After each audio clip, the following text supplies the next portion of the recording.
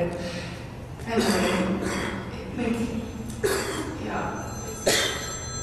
I'm just I'd like to address that point actually, because you raised a really good point. One of the things that I've seen in my experience with the mental health machine, if you will, the people that work in it are very talented, they're very dedicated, they're under-resourced. But the other thing my observation is, the system seems to be built around crisis. Okay? Really, until people are in crisis, nothing happens. And once we sort of get people in, we get them stabilized, get them taking their medication, it's, push them out the door and say, okay, make sure you get your bills. And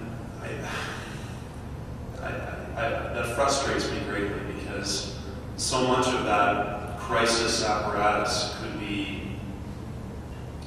better allocated to making sure people don't get into crisis, or once they've been in crisis, to not get there again. Because the other thing that, and this may sound crass, but when I was in the psychiatric ward with my wife, there are a lot of people there who are frequent flyers, for lack of a better term. They're in and out all the time, and I just, yeah, it is, it really is. And I'm not a professional in that sense, and I don't know what the answers are, but I do know there's got to be a better way. Good morning, and thank you.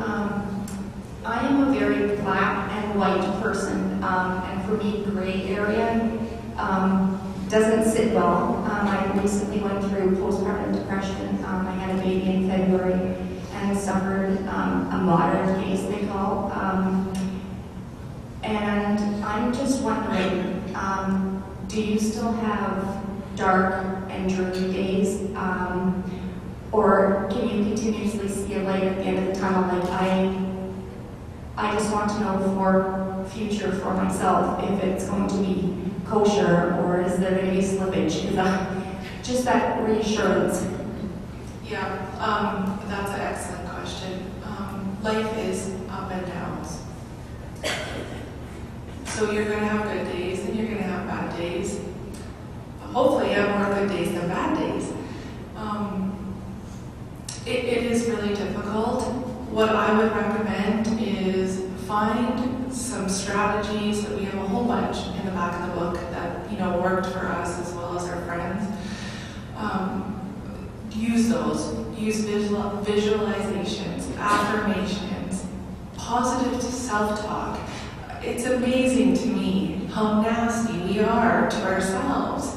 Like I would never in a million years, well maybe to Karen, I would never in a million years talk to my friend the way I would sometimes talk to myself, right? And we need to be gentler. And what your experience with your postpartum, by the way too, there's no such thing as a moderate case or it's all the same, right? What my feelings are the same as your feelings.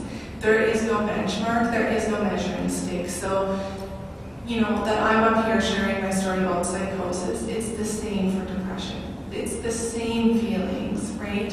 When you hear Carla and Alina, you'll see same feelings. The circumstances are just different, the characters are different, it's the same thing. And it is very normal, and you're normal, and you will get better. Time does work wonders, but you need to focus on all aspects of yourself. So look at yourself as physical, mental, emotional, and spiritual, and focus on those 4 things, and do things around those 4. And I will guarantee you'll be on your road to healing. And self-acceptance, self-forgiveness, and you can move into self-love. That's the key.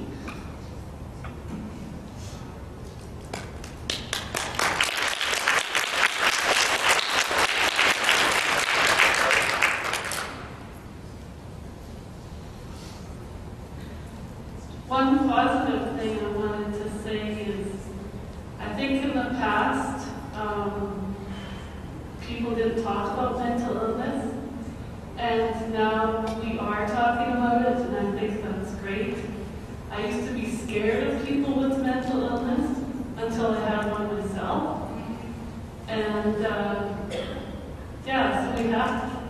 be open about it. Yeah, actually, that was one of my worst fears.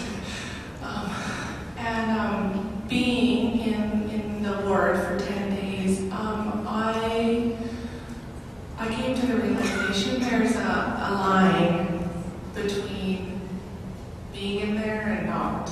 And you have no idea, just like, I think we walk the line a lot, whether you want to admit it or not. And yes, that is huge. And, in sharing our stories, more often than not, we find grandmas coming forward, like, 80-year-old ladies, and they're talking, they're telling us about how they, had a miscarriage and buried the baby in the backyard, and then that was it. And like, they didn't get to grieve, and they didn't, and then sort of one thing led to another, and then they got sent away, and, this kind of stuff. And we hear stories of this, like, so much.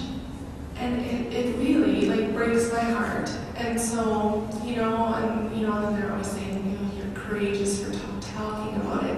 It's just a story, right? Everyone has that. And more often than not, even women who say, I've never had postpartum depression, they read the book and they're crying. Well, why are they crying? Because they can relate to those feelings, right? So, I think the numbers are probably understated. I think it's a very common problem. I think when the mom's not well, you're setting up the child sort of, for non-success. It impacts the family. Like, it's no wonder that divorce rates are 50% or more, whatever they are at. Anyway, it's this issue. I firmly believe if we can fix just this one thing, we will impact the community in such a positive way. The community, the city, the nation, the world, right? And I don't believe that this is just a Canadian problem. Like, we've talked to a bunch of different people, and this seems to be like, and nobody's figured it out. So, I don't know, and that's the beauty of this conference. So when we have our wonderful call to action, right? Every single person in this room can do something, big or little, it doesn't matter, but it's going to have an impact. Hi, I went through postpartum depression, sorry, I'm over here. Went through postpartum depression following the birth of 2 children, and was part of a support group in British Columbia that I found immensely helpful. And I've kept in touch with all of those people, and in that time, we've gone from being quite unwell to managing in our lives quite effectively. But the idea of post-PPD has come up a number of times. And I'm just wondering if that's something you can relate to. Essentially, the ideas of, the guilt and the shame and the connection with children and that sort of thing, how that's affected in the years following the illness. Is that something you've come across or can relate to? See, that's another, you're asking tricky questions. You guys are a really good audience. Sort of related to that, first I have to say, my postpartum support group, like girlfriends, those are girlfriends for life. It's invaluable. And I think we all sort of experience that. But what you really need to focus on is you need to let that go, because it's not helping. It's not helping you, it's not helping your child, it's not helping your marriage.